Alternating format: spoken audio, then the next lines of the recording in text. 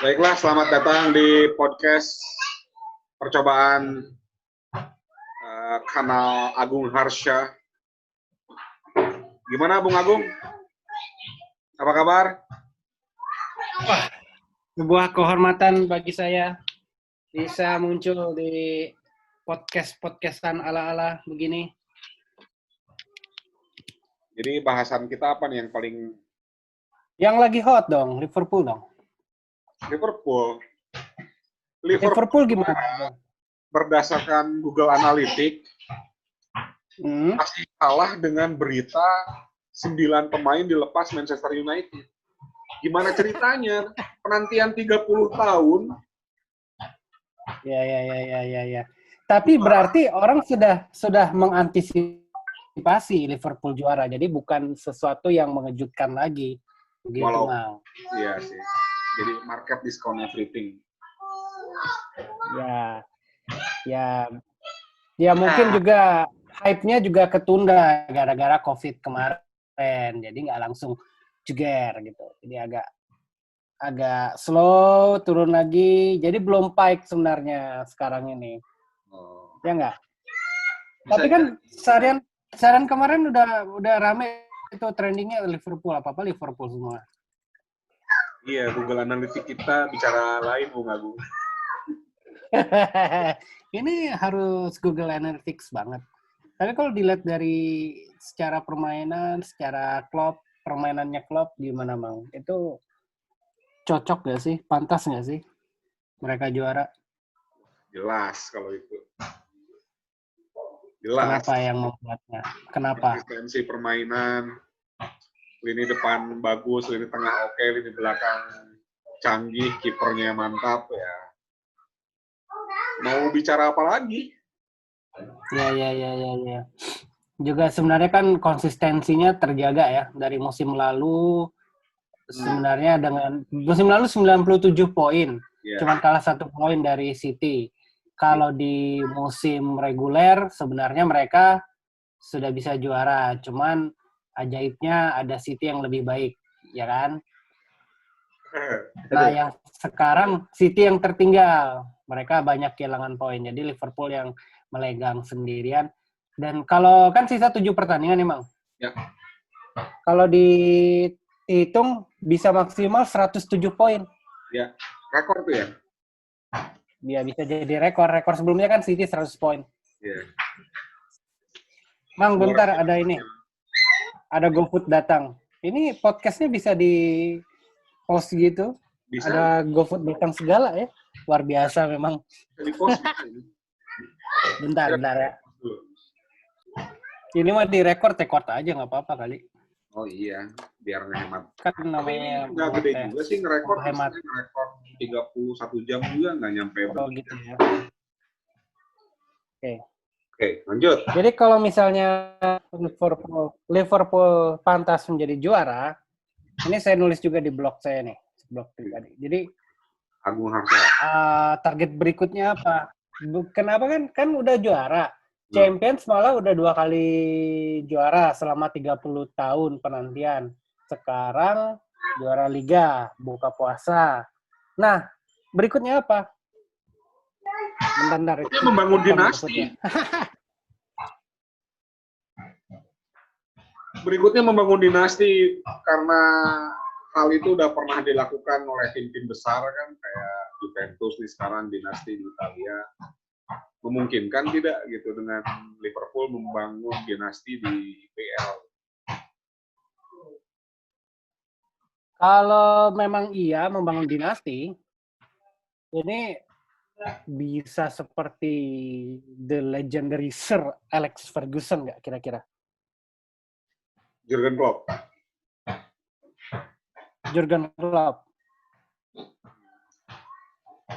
Ya mesti dilihat. Jawabnya agak lama. Mesti dilihat transfernya juga sih, aktivitas transfernya Liverpool seperti apa, memungkinkan atau tidak gitu dengan aktivitas transfer mereka. Karena kalau ngelihat tren di itu dia, karena kan kalau ngelihat tren di klub papan atas nih, kayak Chelsea aja, Chelsea itu dengan made of apa sih, lupa lagi, Made of Chelsea. Tim terbuat Made in Chelsea. Made in Chelsea. Made in Chelsea. Ya, tim-tim akademinya dinaik-naikin, terus gelagat yang sama diperlihatkan sama Manchester United. Dan kayaknya bakal bekerja deh, kayak feeling-feelingnya tuh kayaknya mereka bakal di masa depan bakal memang jadi bintang-bintang yang bisa jadi andalan tim buat ngejar gelar juara gitu. Ya. Si Liverpool nih kayak gimana memang, dia? Tapi memang Liverpool juga kan pemainnya masih muda-muda ya, kayak Trent, terus gelandang itu lupa namanya. Gilmore masih sana ya di Chelsea ya. Liverpool. jadi memang kan ya tantangan berikutnya agak susah adalah mempertahankan konsistensi selama 2 tahun ini, dan ya itu gak gampang sih. Bahkan untuk Sir Alex saja sebenarnya kalau lihat United selama Sir Alex kan mereka nggak bertumpu pada pemain yang itu aja. Jadi Sir Alex tuh nggak ragu gitu kalau ada pemain bintang atau pemain andalan mau pergi, ya udah silakan aja. Cuman memang hebatnya piawainya dia adalah bisa memotivasi pemain baru, pemain muda untuk jadi juara. Kalau dilihat kan setelah 2010-an skuad, mungkin setelah Ronaldo pindah lah, skuadnya United kan biasa-biasa aja ya. Nggak ada yang terlalu superstar banget. Tapi tetap bisa berprestasi gitu. Bahkan bisa nembus final Liga Champions 2 kali kan, yang dikalahin sama Barcelona. Nah, Klopp mestinya jangan ragu, jangan sungkan untuk meniru gaya manajemennya Sir Alex. Jadi maksudnya kalau ada pemain Liverpool yang pergi ya silakan aja gitu? Iya. Kayak misalnya kalau harganya Sadio Mane masih bagus, ya udah lepas aja gitu. Kan soalnya kebijakannya Liverpool sekarang adalah dia harus lepas pemain dulu sebelum dapat pemain. Makanya si Timo Werner nggak jadi dapat kan, lepas kan ke Chelsea. Karena dia belum dapat, karena dia belum bisa menjual pemain. Betul. Bentar, GoFood sebentar. Okay. Udah bener GoFood nih. Udah benar. Buat makan siang biasa, Mang. Kira-kira makan siangnya apa nih, Mang? Jadi sei sapi nggak? Enggak, makan siang hari ini ikan nila. Ikan nila. Belum dipesan-pesan berarti sei sapi? Belum. Wah. Facebook kacau nih. Nggak bisa scheduling. Masa sih? Dari pagi.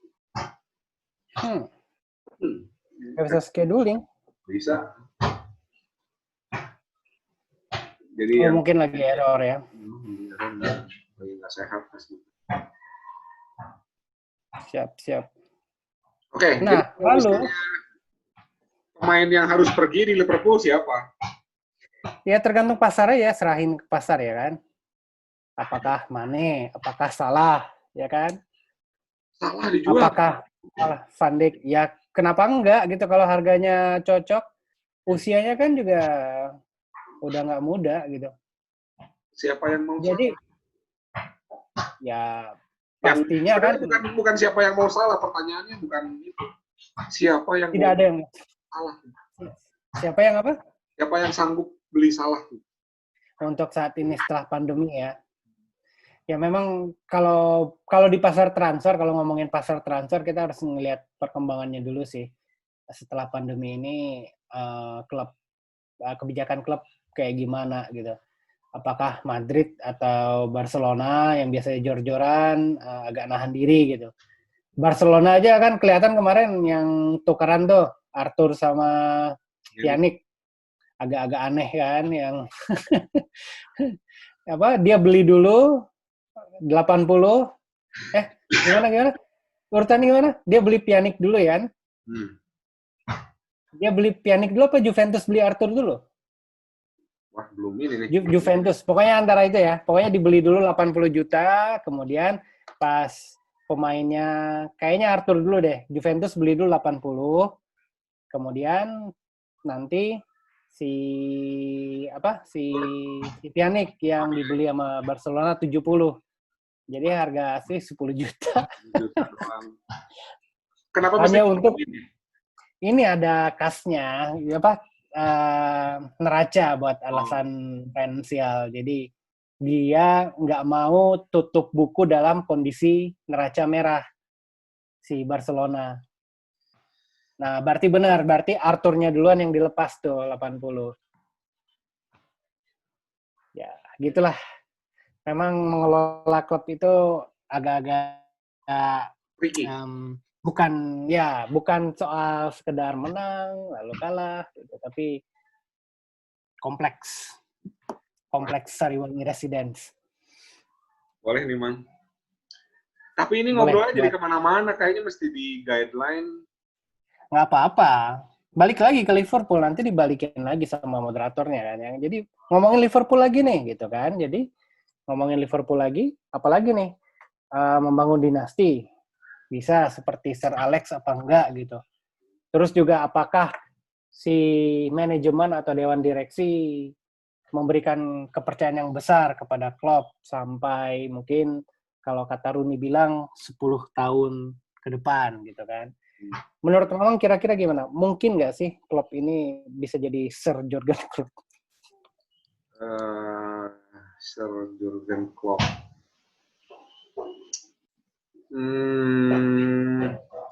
Nggak tahu, karena mungkin godaan Bayern juga nggak mungkin diabaikan juga sama Klopp. Memang Klopp mau ke Bayern? Siapa yang nggak mau ke Bayern buat orang Jerman? Soalnya ini, Klopp ini kayak cocok gitu dengan spiritnya waktu itu Dortmund. Cocok dengan spiritnya Dortmund. Dengan Liverpool, cocok dengan spiritnya Liverpool. Jadi, apa ya, kayak, gimana ya, bahasanya belum ketemu. Yang mau dinaikkan jadi nomor 1 gitu. Iya, tapi lingkungannya juga yang cocok gitu. Jadi, energetik, dinamis, bukan klub raksasa kayak Madrid atau Bayern atau United misalnya yang banyak unsur komersil dan lain-lain gitu. Jadi kayak klub yang punya akar gitu, ada punya dukungan lokal gitu. Dortmund kan sebenarnya kan klub komunitas. Yeah. Dan itu kan begitu mengakarkan dukungan kepada Dortmund di Jerman sana, dan ya Klopp itu merepresentasikan karakter tersebut. Liverpool kan juga gitu kan, klub yang sampai ke akar rumputnya itu benar-benar Liverpool ya, kayak Persib lah gitu. Ya kan? Jadi mungkin hanya sedikit klub yang cocok dengan karakter Klopp. Tadi sudah disebut Persib salah satunya. Kenapa Persib? Karena Persatuan Sepak Bola Bandung, bukan Persatuan Sepak Bola Bandung. Tapi bisa dibalik juga sih, Man. Kalau misalnya memang itu klub cocoknya ke tim-tim seperti itu, ini tantangan buat klub. Lingkungan berbeda dari ya makanya itu kan berarti faktor eksternal, faktor motivasi dari klub gitu kan. Dia pengen mengejar karirnya kayak apa lagi gitu. Kayak Bayern udah lama juga. Apakah dia mau klub raksasa seperti Bayern, Madrid, Barcelona, atau misalnya timnas Jerman, ya kan siapa tahu kan. Timnas Jerman mau pakai Klopp. Nah, ya ini ya mungkin bikin dinasti atau enggak ya dibalikin lagi sih gimana si Klopp-nya. Klopp nggak dengan target pribadinya Klopp. Nah, clear. Tapi memang susah ngebayangin juga ya Klopp. Nggak tahu, kayaknya kok rasa-rasanya agak susah ngebayangin kalau Klopp tuh bakal loyal lama gitu di Liverpool. Sulit ngebayangin. Terlalu banyak godaan gitu. Satu itu, terus atau mungkin tahu juga. Mungkin program Kedua, panjang Liverpoolnya juga nggak tahu kayak gimana. atau mungkin ya itu mungkin mindset di kita adalah Liverpool itu sebenarnya masih klub yang berjuang gitu, yang struggling. Belum sampai di taraf yang setingkat dengan United, Barcelona atau Real Madrid gitu yang sudah di atas segalanya, di puncak piramid lah gitu. Tapi masa sih Liverpool dengan 2 kali musim yang konsisten tidak rebranding diri sendiri bahwa mereka adalah ya klub di level itu. Ya balik lagi sih nanti strategi bisnisnya mereka kayak gimana setelah juara ini ya kan. Tapi kalau dilihat gelagatnya habis dari pandemi kemarin, kemudian juga yang transfer Werner kemarin ya nggak akan berubah sih. Kayak ini nulis nih si New York Times kalau nggak salah. Kan pemiliknya kan yang dari Boston itu. Ya.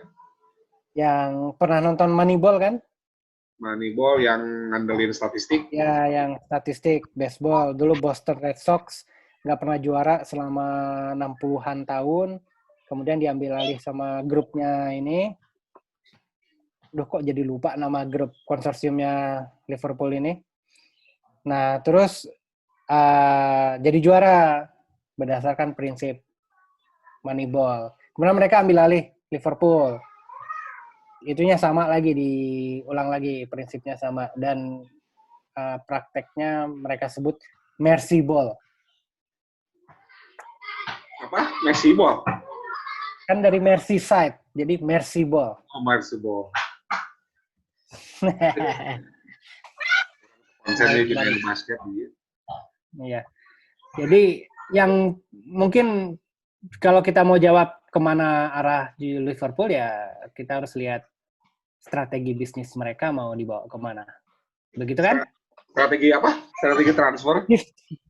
Ya strategi bisnis. Oh, strategi bisnis. Iya.